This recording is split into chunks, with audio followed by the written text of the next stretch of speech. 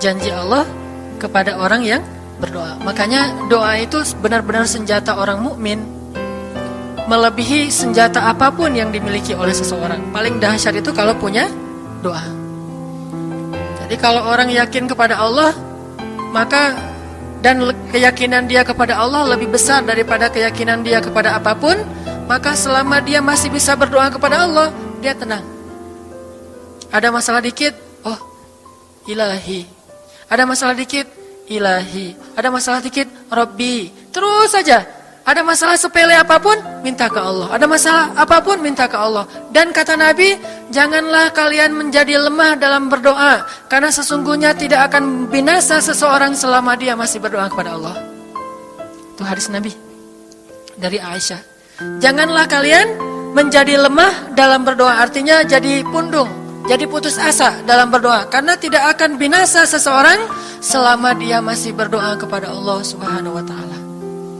Jadi kalau kita masih terus mengharap dan meminta kepada Allah, kita nggak akan binasa, kita nggak akan kalah, kita nggak akan rugi. Dan kata para ulama, segala sesuatu di dunia ini akan pergi dan tidak kembali. Ini clue penting nih, bisa dicatat. Segala sesuatu di dunia ini akan pergi dan tidak akan kembali kecuali doa. Dia pergi dan dia pasti akan kembali. Segala sesuatu kalau udah pergi di dunia ini nggak akan kembali lagi. Kalau pergi di sini maksudnya pergi kepada Allah. Tapi kalau doa pergi ke Allah, dia pasti akan balik lagi kepada yang meminta. Satu-satunya yang pergi ke Allah dan kembali di dunia ini hanyalah doa.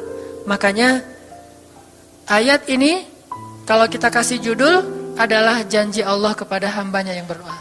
Allah berjanji, apa kata Allah? Inni qaribun. Aku itu dekat. Maksudnya gak mungkin aku gak dengar doa kalian.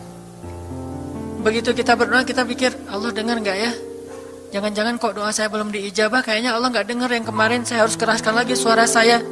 Enggak, inni qarib, arti inni qarib, aku itu dengar banget apa yang kamu ucapkan. Gak usah diucapkan, di dalam hati aja Allah udah dengar. Siapa yang pernah berdoa di dalam hati terus langsung Allah ijabah? Rasulullah. Coba teman-teman buka awal juz kedua. Ayat surat Al-Baqarah ayat 144.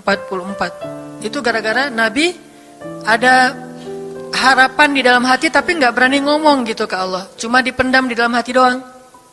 Tapi langsung diijabah oleh Allah. Ayat surat Al-Baqarah ayat 144.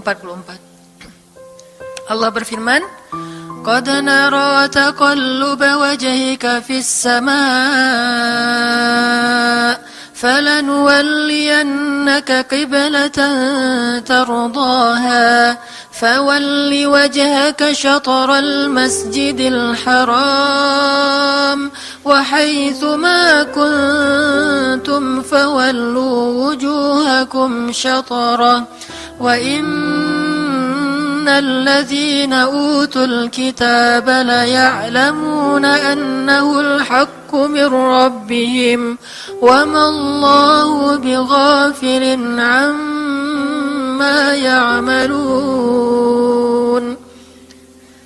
Jadi ceritanya, orang Yahudi suka menghina kaum muslimin gara-gara orang Islam kalau sholat waktu itu masih menghadap ke Al-Aqsa, Palestina. Jadi kata orang Yahudi itu, lihat orang Islam mah fake, suka niru. Kita sholat menghadap Al-Aqsa, mereka sholat menghadap Al-Aqsa. Berarti agama mereka itu adalah agama yang meniru agama kita, nggak original.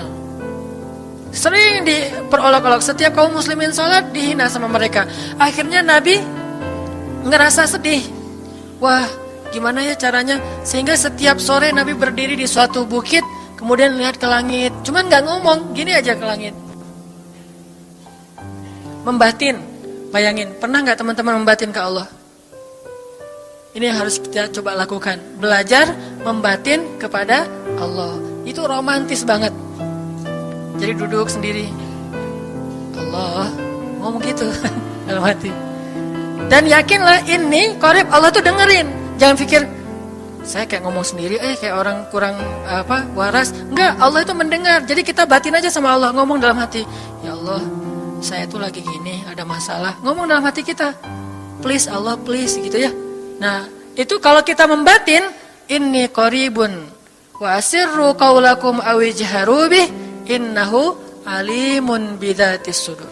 Jadi Nabi nggak enak mau ngomong, ya Allah, tolong dong pindahin kiblat dari Masjidil Aqsa ke Masjidil Haram. Soalnya daripada dikata-katain melulu sama orang Yahudi, mau ngomong kayak gitu tuh nggak enak sama Allah. Malu Rasul ke Allah. Masa kiblat aja minta dipindahin.